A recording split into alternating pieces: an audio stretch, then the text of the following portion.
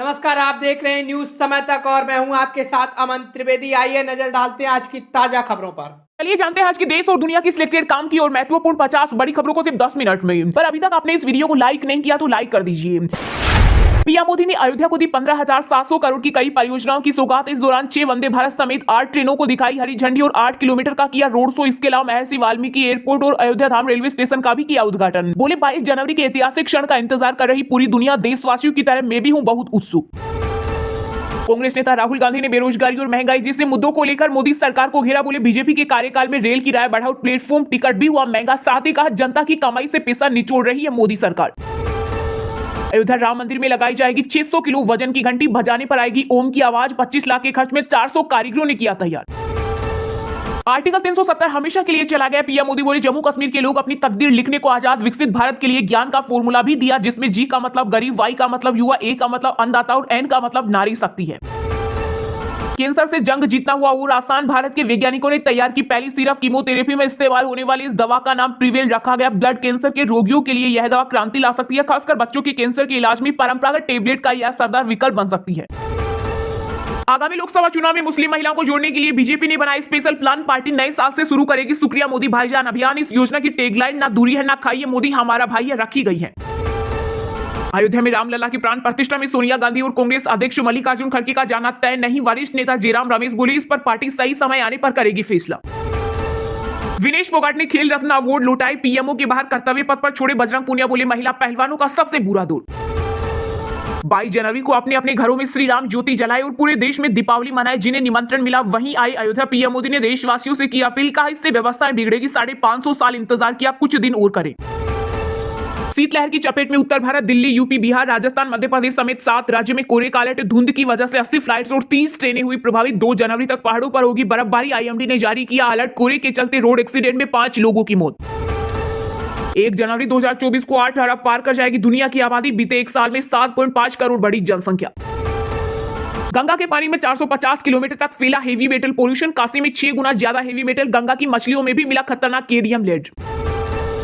मुस्लिम देश फैला, पीएम मोदी कराए जंग खत्म। इजराइल हमास युद्ध के बीच दिल्ली की जामा मस्जिद के शाही इमाम बुखारी ने की अपील, कहा मस्जिद देश इस मामले में फैल चुके हैं। पीएम मोदी कूटनीतिक दबाव के जरिए जंग खत्म कराएं।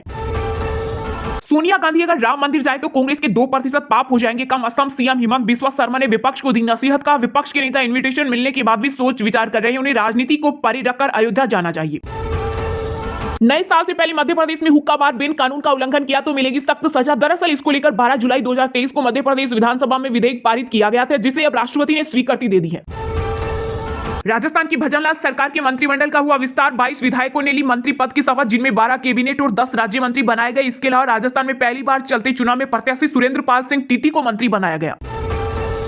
कांग्रेस इंडिया गठबंधन को मजबूत करने के लिए ज्यादा गंभीर नहीं। बिहार के सीएम नीतीश कुमार बोले कांग्रेस जातीय जनगणना की बात तो करती है लेकिन कभी इस बात पर चर्चा नहीं करती। जातीय जनगणना के लिए करूंगा देश का भ्रमण।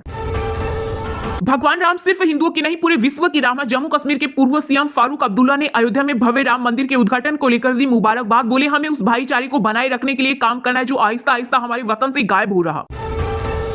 पीएम मोदी ने तोड़ा प्रोटोकॉल। अयोध्या में दलित धनीराम मांझी की घर पर पी चाय। इस दौरान उन्होंने बच्चों के द्वारा बनाए गए राम मंदिर के स्केच पर वंदे मातरम लिखा, ऑटोग्राफ दिया और सेल्फी भी खिंचवाई। वहीं प्रधानमंत्री ने उन्हें प्राण प्रतिष्ठा कार्यक्रम के लिए भी किया आमंत्रित।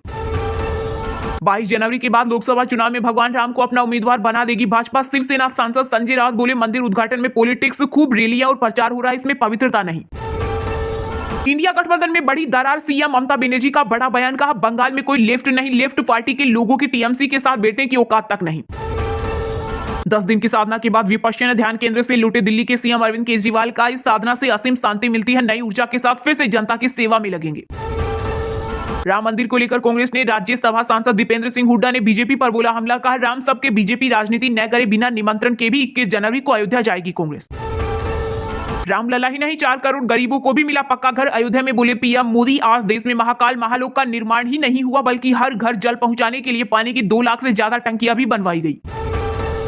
चरित्रहीन की पूजा नहीं होती। मां दुर्गा और श्री राम के बाद अब देवी सरस्वती पर आरजेडी विधायक फतेह बहादुर कुशवाहा का विवादित बयान। बोले मां सरस्वती चरित्रहीन है इसलिए उनकी पूजा नहीं होनी चाहिए। नए साल से पहले कोरोना ने पकड़ी रफ्तार। देश में पिछले 24 घंटों में मिले 747 नए कोविड केस। इस दौरान संक्रमण से 7 लोगों की हुई मौत। तेजस्वी को बिहार का मुख्यमंत्री बनाने की थी तैयारी, इसलिए हटे ललन सिंह। बीजेपी नेता सुशील मोदी बोले ललन ने जेडीयू पार्टी से 12 से 13 विधायकों को तोड़ लिया था, नीतीश को लग गई भनक। बिहार में बारिश कर सकती है नए साल का स्वागत, 13 जिलों में कोहरे का ऑरेंज अलर्ट, हवाई और रेल सेवा बुरी तरह से हुई प्रभावित। वहीं मौसम विभाग ने यूपी के कई जिलों में रेड अलर्ट किया जारी, लखनऊ समेत 40 जनपदों में 2 दिन छाएगा घना कोहरा।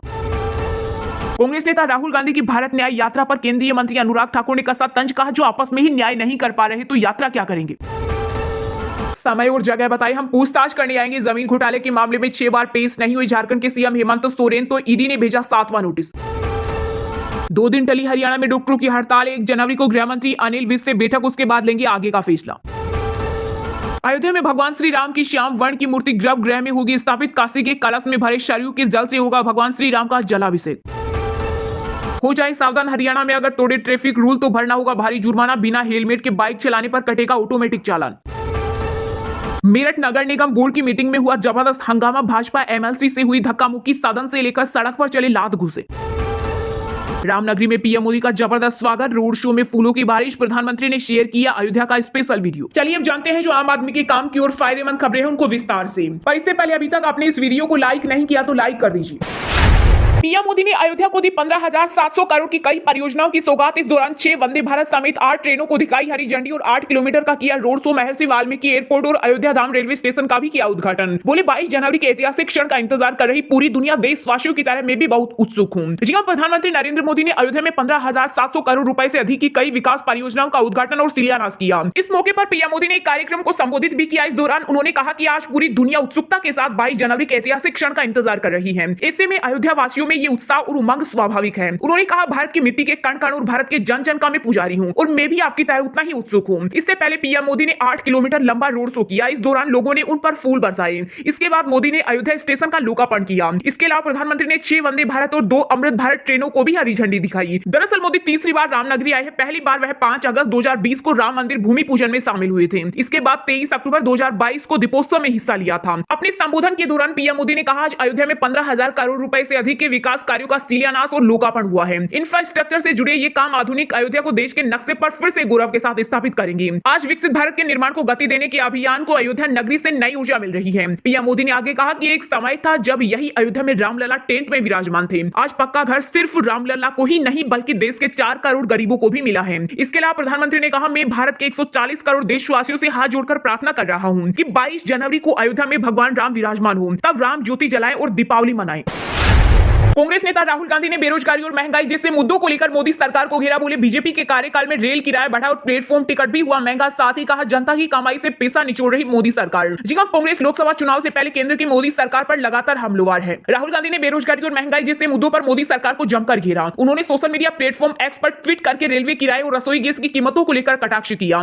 राहुल गांधी ने कहा कि भारतीय रेलवे ने हर वर्ग का किराया बढ़ा दिया है। किराए में बुजुर्गों को मिलने वाली छूट को भी खत्म कर दिया है। प्लेटफॉर्म टिकट के भी दाम बढ़ा दिए गए हैं। उन्होंने मोदी सरकार से सवाल किया कि जनता की मेहनत की कमाई से निचोड़ा जा रहा है, यह पैसा कहां जा रहा है? भारत की जनता को क्या चाहिए? सस्ता गैस सिलेंडर और सुलभ रेल यात्रा या फिर बीजेपी के तानाशाही राजा के साथ तस्वीर। राहुल गांधी ने रेलवे स्टेशन की फोटो शेयर की। इस फोटो में काफी संख्या में यात्री जमीन पर लेटे हुए हैं और उनके पास प्रधानमंत्री नरेंद्र मोदी की तस्वीर के साथ उज्ज्वला योजना का विज्ञापन लगा हुआ है। इस फोटो पर कटाक्ष करते हुए राहुल गांधी ने कहा कि बीजेपी गरीब जनता का सारा पैसा निचोड़कर अपने प्रचार प्रसार में लगा देती है। चाहे गरीब मरे तो मरे, जिए तो जिए, इससे बीजेपी के तानाशाही राजा को कुछ फर्क नहीं पड़ता। देश को गुलामी के दौर में ले जाना चाहती है बीजेपी। कांग्रेस के स्थापना दिवस समारोह में राहुल गांधी ने कहा था इंडिया और एनडीए में विचारधारा की लड़ाई है। कुछ दिन पहले भाजपा के एक सांसद मुझे लोकसभा में मिले। उन्होंने मुझसे कहा बीजेपी में गुलामी चलती है, जो ऊपर से कहा जाता है वो बिना सोचे समझे करना पड़ता है। बीजेपी में रहकर सहा नहीं जाता। मैं हूं बीजेपी में मगर दिल मेरा कांग्रेस है। मैंने कहा भाई दिल तेरा कांग्रेस में, शरीर बीजेपी में, मतलब दिल शरीर को कांग्रेस में लाने से डर रहा है।